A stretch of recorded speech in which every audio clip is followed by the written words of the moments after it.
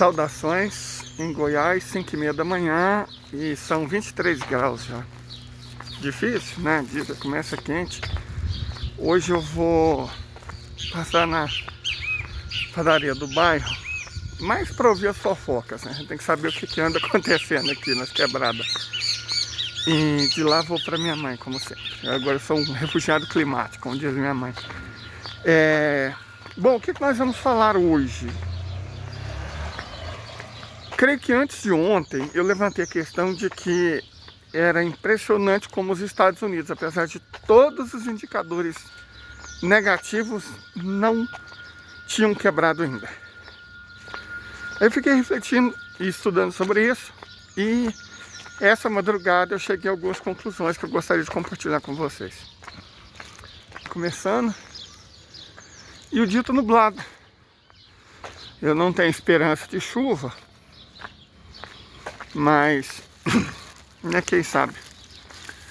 Bom, a questão é a seguinte: se a gente pega os indicadores econômicos dos Estados Unidos, dívida impagável, 125 trilhões de dólares,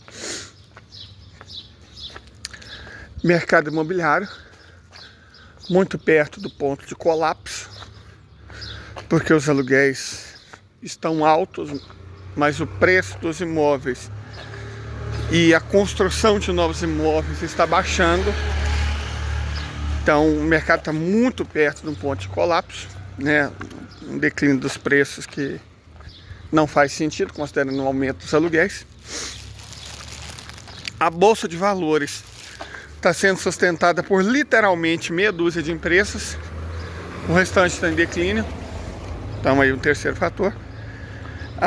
O PIB está crescendo muito pouco, e já faz anos isso. Quarto fator, a inflação real, a gente trabalhava com 8%, já tem gente falando que ela está em 11,5%, e eu quero até mostrar uns vídeos sobre isso. Então, tem esses 5 fatores, mas tem um sexto, que é a questão da dolarização. E os Estados Unidos acabam quando o dólar deixar de ser moeda de reserva. E eu acho que esse é o ponto que, esse sexto ponto é o que a Federação, a China, os árabes vão partir para cima. E eu creio ter evidências disso. Espera só eu comprar meu pãozinho, gente, para levar para o bando, e já voltamos. Antes da gente voltar, deixa eu atualizar as fofocas. O assunto aqui é o calor. Ontem parece que Mozarlândia, a cidade aqui de Goiás, na praça da cidade registrou 47 graus, né? Aí alguém foi fazer um vídeo para mostrar que não era tanto calor assim, que não fazia sentido, que era o aço do visor. E ele foi, levou um daqueles termômetros eletrônicos, e o termômetro foi e marcou 47 graus também. Então é isso, o assunto é calor. As ruas só sai na rua quem precisa mesmo. É impressionante. Ontem era domingo, hoje é segunda, mas você pode ver. Quem está acostumado a fazer esse trecho aqui comigo sabe que pelo menos uma pessoa, um carrinho tem. Mas agora, gente, né, não são 6 horas da manhã, tá 23 graus. O verão começou do jeito que a primavera terminou, pegando fogo. Mas vamos voltar, né, ao nosso assunto, que é, vamos chamar de guerra por outros meios. Aqui o pão do bando. Gente, o processo inflacionário dos Estados Unidos é provocado pela assimetria entre oferta e demanda, vamos colocar assim, né? A demanda está baixa, mas a demanda está baixa, não era para ter um processo inflacionário. O problema é que a oferta também está. O empobrecimento dos americanos é visível. Ontem à noite, quando eu já estava pensando nisso, eu gravei alguns vídeos em que pessoas brasileiras que moram nos Estados Unidos há muitos anos, de classes sociais diferentes, relatam essa questão. de que a inflação para o consumidor, porque é diferente da inflação geral, né? O Obama, cara, o Obama foi um dos presidentes mais deploráveis, abomináveis que os Estados Unidos já tiveram. O fato do parlamento da Noruega ter dado um prêmio Nobel sem ter feito nada, ele foi eleito e ganhou o Nobel. O do Al Gore, que ganhou o Nobel porque fez um PowerPoint, já é complicado. Agora esse do Obama, sinceramente, ele ganhou um prêmio Nobel por quê? Da paz. O que ele fez pela paz? Nada. Ele foi eleito e fez guerra, certo? Ele destruiu a Líbia. Além de ser responsável pela Síria, por uma série de bombardeios no Afeganistão e no Paquistão, o homem, sabe, foi o autêntico cachorrinho do sistema, mas foi do mal mesmo. Enfim, o fato é que foi o governo Obama que introduziu modificações estatísticas que tiveram como objetivo fazer a inflação parecer mais baixa, certo? E fazer o desemprego parecer mais baixo. Ele alterou os dados acho que, qual que é o nome da agência dos Estados Unidos responsável por estatística? Eu esqueço. Eu estou acostumado a trabalhar com SDA, né? Porque a agricultura é uma coisa que sempre me interessa. Então eu analiso os dados do USDA, eles me mandam press release. Os americanos são muito bons em estatística. Mas para a estatística funcionar, os parâmetros têm que ser honestos. Nos Estados Unidos isso não acontece, os parâmetros não são honestos. Certo? Eles deixaram de ser honestos no governo Obama. E perderam completamente a credibilidade. E foi feito para isso, as modificações foram feitas para que os dados fossem fantasiosos. Então, não confie nos dados que mostram o desemprego e a inflação dos Estados Unidos desde o governo Obama. A inflação real, o último número que eu recebi foi 11,5%. E faz muito sentido, vocês vão ver essas falas aqui, que deixam mais ou menos claro o empobrecimento da população americana. O americano nunca esteve tão pobre. Se você parar para pensar aqui, eu moro aqui desde 2002. Eu fazia uma compra de mercado pro mês todo com $300. Nossa, é verdade. Agora a compra talvez uma semana. Isso aí você vai uma semana. Uma semana fácil. Nossa, eu lembro que eu ia no Walmart, eu comprava $100, vi um monte de coisa, agora vem nada. Não vem nada. Então, o americano não sabe viver essa dinâmica. Isso para ele é uma mudança muito grande. Como assim? O meu dinheiro não me compra mais um carro novo por ano? Uhum. Como assim eu preciso colocar meio tanque de gasolina? Eles não sabem essa realidade. Bom, então isso demonstra... gente, vou levar para mim. Isopor é sempre útil, eu uso para fazer cola. O empobrecimento geral da população americana é causado pelo declínio dos salários, e o declínio dos salários, do poder de compra de salários, é causado pela inflação generalizada, certo? E ocorre a inflação porque os Estados Unidos perderam a capacidade produtiva, certo? Eles não têm mais capacidade de produzir para toda a população. Estima-se que 3/4 de tudo que os americanos consomem seja importado. E aí entra a questão. Se 3/4 de tudo que os americanos consomem é importado, isso faz com que o valor do dólar seja fundamental para definir os parâmetros internos, correto? Porque se o dólar desvaloriza, tudo aquilo que eles importam fica mais caro. É bom para as exportações, só que eles não podem se aproveitar disso. Por quê? O dólar desvalorizou, é ótimo para exportações. Eu pergunto, quais exportações? O que os Estados Unidos estão exportando? Eu digo para vocês, milho. Os Estados Unidos estão exportando milho, cara. O padrão de exportação dos Estados Unidos é parecido com o do Brasil. Foi-se o tempo. Sabe, os Estados Unidos exportam milho e armas. A exportação de armas é declinante, tende a ser, porque as armas deles não funcionam. São caras e ineficientes em comparação com as russas. E isso está sendo testado no campo de batalha. Tá óbvio que as armas dos americanos são ruins e que a dos russos são boas. Certo? Então a tendência é que os Estados Unidos diminuam as exportações de armas, porque as armas deles não funcionam. Os Estados Unidos exportavam petróleo, mas o petróleo deles está acabando. Então o que eles vão exportar? Produto agrícola. O Brasil da vida. Vão virar um fazendão. Certo? Vão virar um fazendão. Igual o Brasil. Essa é a situação. Então não adianta desvalorizar a moeda nesse sentido, para favorecer a exportação, porque essas exportações não existem. A única coisa que você consegue é encarecer as importações. Como o americano médio depende dessas importações, esse encarecimento gera inflação. Bom, da mesma forma, isso desvaloriza os títulos e até propriedades, qualquer coisa lastreada em dólar, porque se a moeda perde valor, tudo que está lastreado nessa moeda também vai perder valor. Isso não ajuda o mercado acionário dos Estados Unidos, nem tampouco o mercado imobiliário. E eles estão tendo problemas. Mas é um ponto fraco que principalmente russos e árabes estão explorando. E a maneira como eles estão fazendo isso é brilhante. A questão é a seguinte: os Estados Unidos, até recentemente, foram exportadores de petróleo. Aí eles atingiram o pico da produção, né, diferente do resto do mundo, atingiram o pico da produção. E agora tem que voltar a importar petróleo derivado. Inclusive estão roubando petróleo da Síria na cara dura. É roubo mesmo que chama, estão roubando. Invadiram o Nordeste da Síria e estão lá roubando petróleo, cara, na cara dura, roubando mesmo, é roubo, é roubo.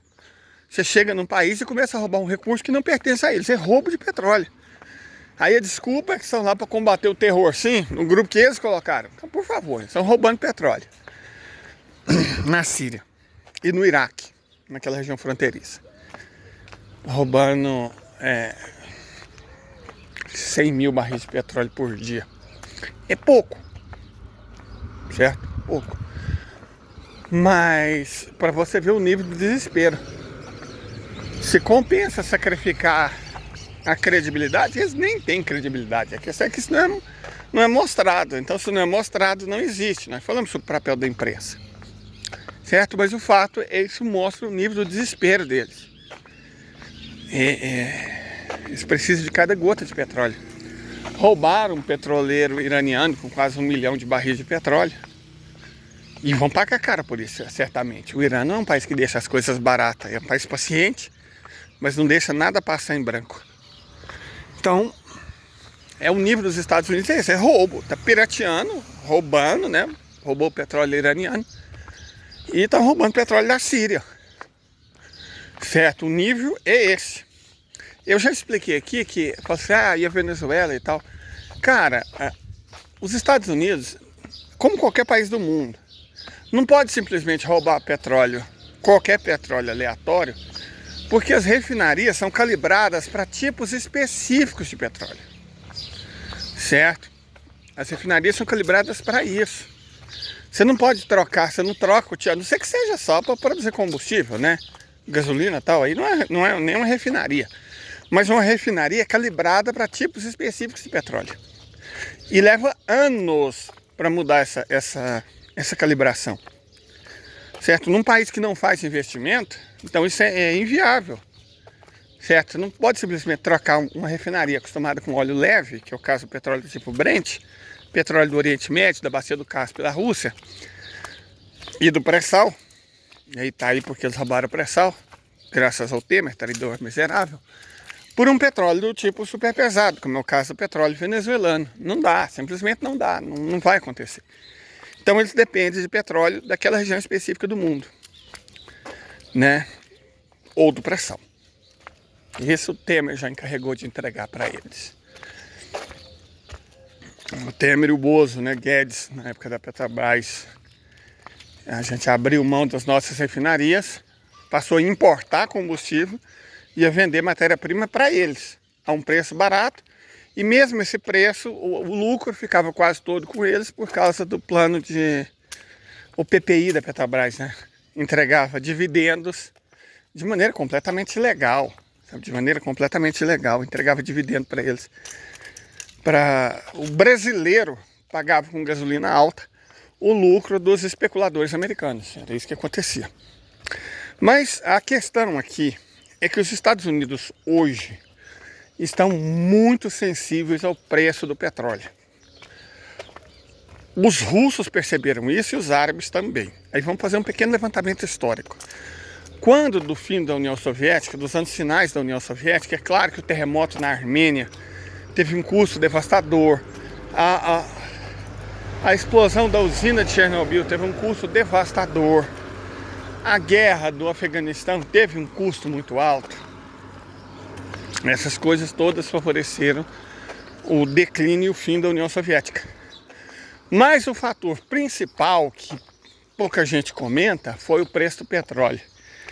Os Estados Unidos conspiraram junto com a Arábia Saudita para jogar o preço do petróleo na lama, no chão, certo? Essa redução brutal nos preços do petróleo, ela destruiu a União Soviética porque era a principal forma de ingresso de recursos para aquele país. Naquela época, a União Soviética já era muito dependente da exportação de petróleo como meio de conseguir divisas internacionais. E aí, a Arábia Saudita e Estados Unidos conspiraram para jogar o preço do petróleo no chão. Uma vez que o preço do petróleo foi no chão, a economia soviética, que já estava sendo devastada pela guerra do Afeganistão, pelo terremoto na Armênia e por Chernobyl, simplesmente não resistiu, certo? Então o que eles fizeram? Arábia Saudita e Estados Unidos. A Arábia Saudita, porque os Estados Unidos não tinha petróleo para isso. Os Estados Unidos usaram a Arábia Saudita para reduzir demais os preços do petróleo e aí por fim a União Soviética. Só que isso reduziu o lucro das empresas produtoras de petróleo, certo? Reduziu o lucro delas e reduziu os ingressos para os próprios países árabes. Foi nesse contexto que houve a primeira guerra do Golfo. Porque o preço do petróleo caiu muito, a solução era aumentar a produção. E nessa o Iraque acaba invadindo o Kuwait.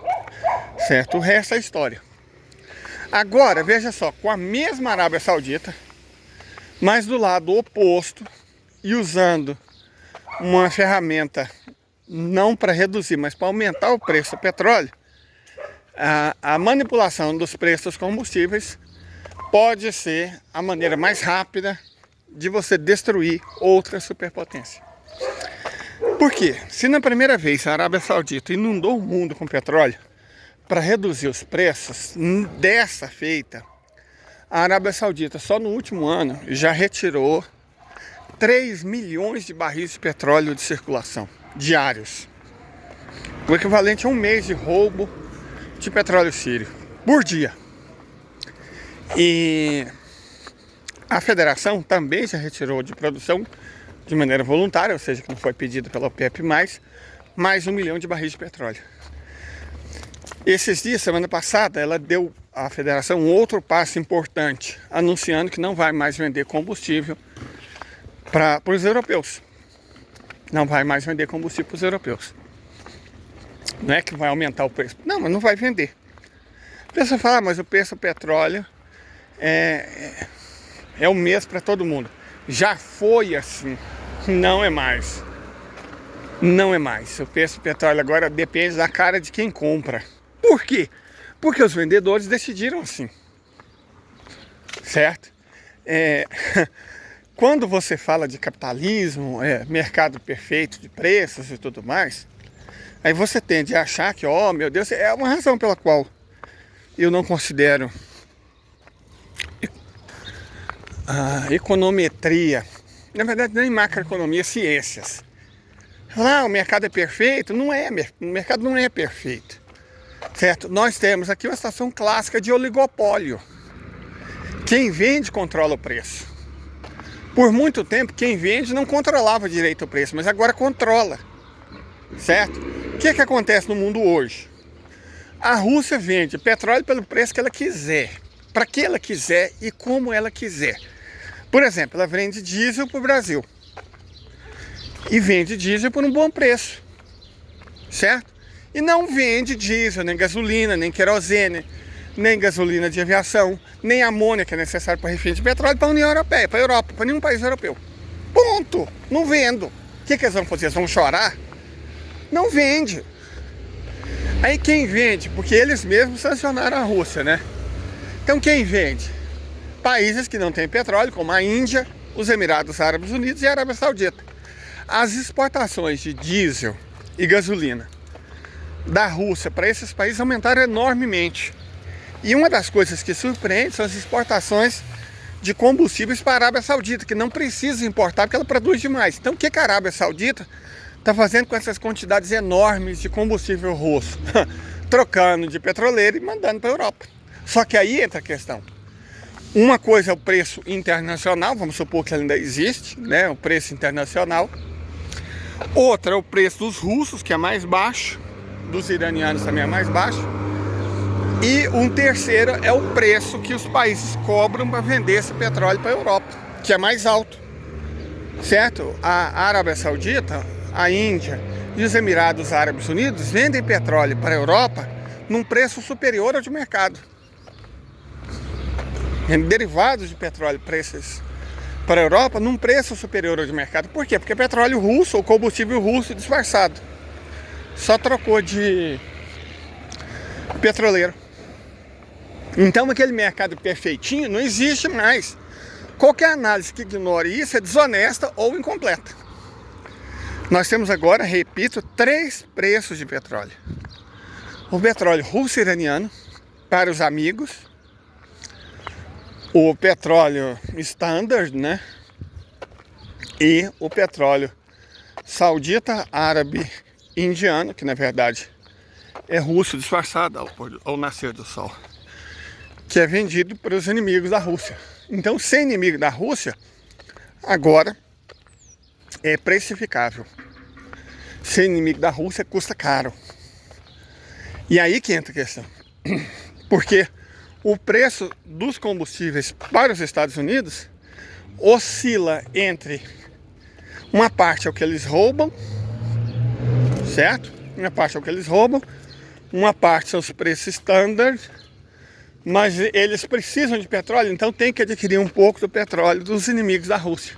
Vamos colocar assim, né? Petróleo é o preço pago pelos inimigos. Então, tá uma bagunça. Mas o fato é que o preço médio do petróleo já está em quase 90 dólares. Houve até um movimento para limitar o preço do petróleo a 60 dólares. Um movimento patrocinado pelos Estados Unidos. Só que deu com os burros na água, cara.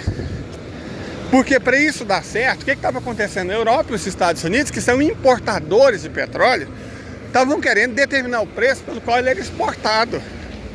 Isso só funciona numa situação de monopsônio ou pelo menos de oligopsônio, no qual você tem um único ou poucos compradores. Não é o caso do petróleo. Todo mundo precisa dele. Então, se você não concorre, não controla as jazidas, você não controla o preço. Os árabes trabalhavam como cachorrinhos fraudiqueiros do Ocidente, então eles atendiam as políticas do Ocidente, não trabalham mais. Tanto que Emirados Árabes Unidos e a Arábia Saudita entraram para os BRICS, então eles não têm mais o controle dos preços do petróleo. Certo? Essa é a verdade. Esse é o fato inescapável. A tentativa deles de reduzir os preços para 60 dólares o barril deu com os burros d'água, cara. Eles fizeram ameaça, sanção, boicote, não sei o que, não adiantou nada. Foi-se o tempo que essas políticas davam certo. Foi-se o tempo. Não dão mais certo. Correto? Então o que aconteceu? Desde então, os russos não só recuperaram o preço do petróleo, que estava na faixa de 70, 75 dólares, como já fizeram ele subir para quase 90. A questão é, até que ponto a economia americana, que já está cambaleando em 6 pilares, suporta o petróleo alto? 100 dólares? 110 dólares? 120 dólares? Duvido que a economia americana suporte e a europeia suporte o preço do petróleo a 120 dólares. Se disso não passa, pode ser até menos. mas não suporta o preço do petróleo a $120 o barril. Porque considerando a média de 80, se você passa para 120, é um aumento de 50%. Se eles estavam pensando em 60 e o preço fica em 120, é o dobro do que eles estavam planejando. Você simplesmente não consegue manter uma economia com energia custando o dobro. Porque essa é a questão. O petróleo é usado como combustível, os Estados Unidos ainda tem uma frota bem tosca, né, de automóveis, de caminhões e tudo mais, baseado em combustível derivado de petróleo, diferente da China, né, que está caminhando rapidamente para uma frota de carros e veículos elétricos, baseada em bateria de sódio. E aí nós temos até uma questão interessante, que é a disputa entre o Elon Musk e os chineses. O Elon Musk é da turma do Bozo, né? Ele jura que vai produzir baterias de grafeno. Uau, né? Que chique, que chique. Só que o custo é elevado e eles não têm a tecnologia. É muito mais barato produzir baterias de íon sódio. Inclusive porque o sódio é um elemento que existe em tão grande quantidade nesse planeta, tipo, está na água do mar, que, né, fica muito fácil. O problema era tecnológico. Porque você fala assim, o sódio vai concorrer com o lítio. Isso é bobagem. Quando você vê isso, você fala, o cara está falando bobagem. Porque a bateria de lítio é usada principalmente para celular. Certo? Para aparelhos eletrônicos. É outra história, é outra natureza. A bateria de sódio só é possível tecnologicamente porque nós estamos falando de um carro. O problema do sódio é que ele é muito mais reativo do que o lítio. Isso quer dizer que se o metal sódio entrar em contato... Peraí, eu tô indo para o lado errado aqui. Se o metal sódio entrar em contato com a água, ele explode, cara. Ele explode, simplesmente assim. O lítio, se você pegar uma bateria de celular e só de você abrir ela para o ar, ela já vai soltar uma fumaça. Não é fumaça, é hidrogênio. Se você coloca na água, é muita fumaça, é explosivo. Mas não chega nem perto do sódio, certo? Por isso que a bateria de sódio oferece um certo perigo, se ela for aberta. Perfeito? Mas os chineses dominaram a tecnologia. E aí vem o Elon Musk com bobagem. Vamos usar o grafeno. Não vai, Elon. Sinto muito, irmão. Não vai adiantar. Você pode ficar insistindo em bateria de grafeno. Lindo, ótimo para você aparecer na rede social que você comprou e está querendo destruir. Perfeito, cara. Perfeito. Certo? É perfeito. Você pode ir lá fazer firula na rede social que você comprou para se divertir. Na verdade não foi, né? O bobão foi fazer gracinha e foi obrigado pela Comissão de Valores Imobiliários da Bolsa de Nova York a comprar, porque senão ele seria processado e preso. Mas de toda forma, a tentativa dele de vir com essa, vamos criar baterias de grafeno, claro, até acredito que eles criem, já até criaram, só que não é economicamente viável, não dá para concorrer com bateria chinesa. Simples assim. O grafeno não é mamão com açúcar para produzir. Só o fato de ele estar na boca daquele imbecil, né, do miliciano de inteligência limítrofe já mostra que o desbunde, né, o deslumbramento é uma coisa. Outra muito diferente é a prática, né? Na prática, a teoria é outra. Então, não vai... Por mais que... Deixa eu até ver se eu acho um vídeo mostrando essa questão das baterias de grafeno aqui para vocês. El futuro de la ciencia pertenece a las baterías, que han surgido recientemente como una nueva luz brillante. La tecnología de las baterías existe desde hace más de 2 siglos en su forma más simple. Los ingredientes básicos utilizados en las actuales baterías de iones de litio, con la notable excepción de la química del LFP, son caros o extremadamente difíciles de conseguir. Como se detalla en el famoso plan maestro de Elon Musk, esto desafía el propósito fundamental de los vehículos eléctricos. Utilizando materiales fácilmente disponibles, Tesla está desarrollando químicas de baterías que pueden producirse en cantidades masivas. Los científicos han dedicado mucho tiempo y esfuerzo a desarrollar nuevos materiales para las baterías. El grafeno es uno de estos nuevos materiales, pero no ha tenido un gran avance hasta hace poco. Un equipo de expertos ha desarrollado una nueva batería de grafeno que resulta bastante prometedora. ¿Qué es exactamente el grafeno? ¿Cómo funciona la batería de grafeno y qué haría Tesla con ella? Acompáñanos a explorar la nueva y revolucionaria batería de grafeno de Elon Musk. Cuando lanzó el Roadster en 2008, Tesla se convirtió en el primer fabricante de automóviles en comercializar un vehículo eléctrico con batería. Los fabricantes de automóviles habían experimentado anteriormente con vehículos híbridos, pero debido al alto coste de producción se desinteresaron en gran medida por los automóviles totalmente eléctricos. Sin embargo, las preferencias de los consumidores han cambiado a lo largo de la última década, y a medida que ha aumentado la supervisión normativa, sobre todo en Europa, los fabricantes de automóviles han tenido que ponerse al día. En este momento, casi todos los fabricantes de automóviles venden o tienen previsto vender un vehículo totalmente eléctrico o como mínimo híbrido. Ford presentó el Mustang Mach-E totalmente eléctrico a finales del año pasado, que forma parte del plan de $11 millones de la empresa para fabricar 40 modelos totalmente eléctricos e híbridos para 2022. Y en marzo, Volkswagen aumentó su objetivo de vehículos eléctricos a 70 nuevos modelos para 2028, frente al objetivo anterior de tan solo 50 modelos. Las baterías alimentan la gran mayoría de los dispositivos electrónicos del mundo que no necesitan estar conectados a una fuente de energía. Las baterías se utilizan para almacenar la energía necesaria para hacer funcionar un ordenador u otro equipo. Cuando la carga de la batería cae por debajo de cierto nivel, el aparato se recarga conectándolo a una fuente de energía externa, como otra batería. Los vehículos eléctricos han llegado para quedarse, gracias a las baterías de iones de litio. Cuando los vehículos eléctricos no tenían baterías de iones de litio, las autonomías eran limitadas y el periodo de carga era bastante largo. Ahora, gracias a las baterías de iones de litio, los coches pueden llegar más lejos entre cada carga.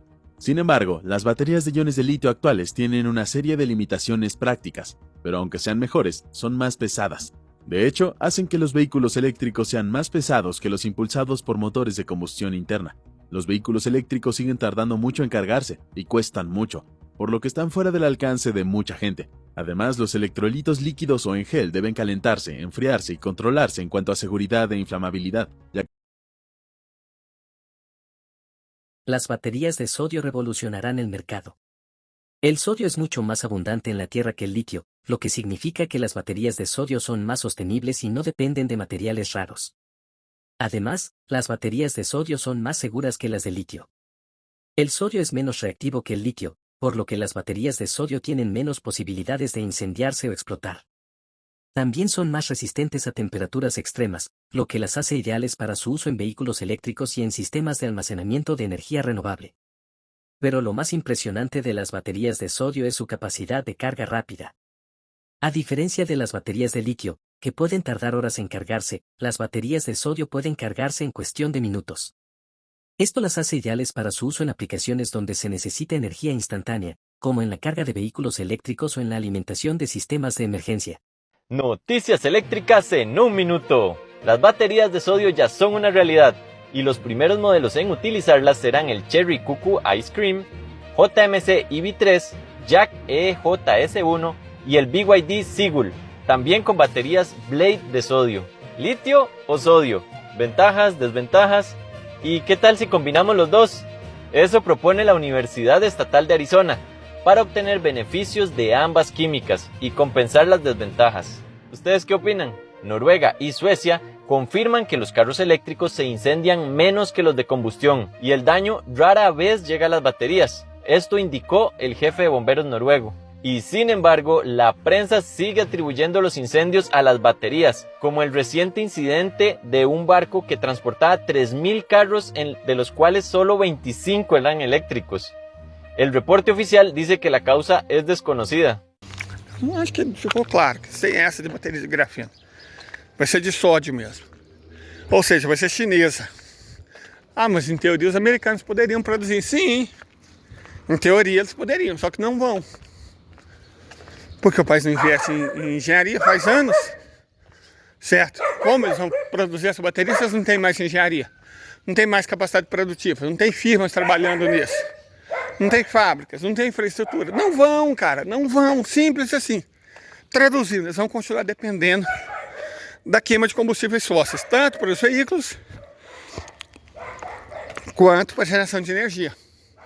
O próprio Reino Unido já teve que voltar atrás nas suas políticas ambientais e aumentar a produção de carvão mineral. O que vai ser difícil, porque a mão de obra lá é muito cara. E eles não se preocuparam em desenvolver muita tecnologia. Traduzindo, deram com os burros na água, né? Deram com os burros na água. Se lascaram. Essa é a situação dos Estados Unidos. precisam de um combustível que não tem, não possuem, e vão pagar por esse combustível um preço cada vez maior. Isso tem um duplo efeito. Por um lado, debilita a economia deles ainda mais, e por outro, fortalece a economia dos inimigos deles. Deixa eu explicar. Por que debilita a economia dos Estados Unidos e dos aliados dos Estados Unidos? Porque os Estados Unidos e aliados são importadores de petróleo e combustíveis. Então, se o preço aumenta, evidentemente, eles vão gastar mais, certo? Vão ter que gastar mais. Esse gasto a mais vai ser transmitido aqui aos consumidores. Então, a inflação vai subir. Se a inflação sobe, a tudo que tem dentro da economia desses países desvaloriza. Isso que significa inflação. Desvalorização de ativos, certo? Esse é o significado de inflação. Então, a economia deles sofre. E os consumidores que já estão sofrendo, vão sofrer ainda mais. Por quê? Porque eles não podem simplesmente ficar sem combustível, sem energia. Não é uma escolha, não é uma opção. Simples assim, não é uma opção. O que eles vão fazer? Ficar sem comer? É o que está acontecendo, né? Nós já até falamos sobre isso. O consumo de carne vermelha agora está sendo substituído por consumo de tilápia e frango. É o mesmo processo pelo qual nós passamos. Assim que o golpe contra a Dilma foi bem sucedido, né? E principalmente depois que entrou o governo do miliciano de inteligência limítrofe. Foi o processo que os brasileiros passaram. Quem comia bife passou a comer carne de segunda, quem comia carne de segunda passou a comer frango, quem comia frango passou a comer ovo, quem comia ovo passou a passar fome. E quem comia caviar, bom, continuou comendo caviar, né? Essa é a ideia do golpe. É assim que funciona o capitalismo. Isso está acontecendo nos Estados Unidos. As pessoas estão tendo dificuldade para se alimentar. 1/7 da população dos Estados Unidos está dependendo de cupom de alimentação, de banco de alimentos. O Canadá está passando por uma situação parecida. A Inglaterra está passando por isso. A Europa inteira. E vai piorar. Porque à medida que os preços do petróleo sobem, como o petróleo indexa a energia vai subir. E todos os custos vão aumentar. Então tudo aumenta, menos os salários. E esses continuam. Na prática, então, se tudo aumenta menos o salário perde poder de compra. Então, na prática, ele é rebaixado. Isso estamos falando de países nos quais o salário já vem sendo achatado há anos. Que as pessoas já estão sentindo. É óbvio que isso vai ter um custo eleitoral. Certo? Mesmo nos Estados Unidos, onde a consciência de classe consegue ser pior do que a brasileira, é um povo ainda mais bitolado do que o nosso. Mesmo nos Estados Unidos, ainda que não compreendam a teoria da coisa, eles sentem o bolso pesando, que estão empobrecendo. E isso cria uma enorme frustração. Da frustração para a revolta, a distância é pequena. Certo? Da frustração para a revolta, a distância é pequena. Esse é o fato. E na Europa, onde você, antes da esquerda ser destruída pelo identitarismo, eu quero até mostrar para vocês uma listazinha aqui das instituições que a Fundação Soros patrocina. Vocês já viram um punhado de nome bastante interessante. Deixa eu mostrar para vocês.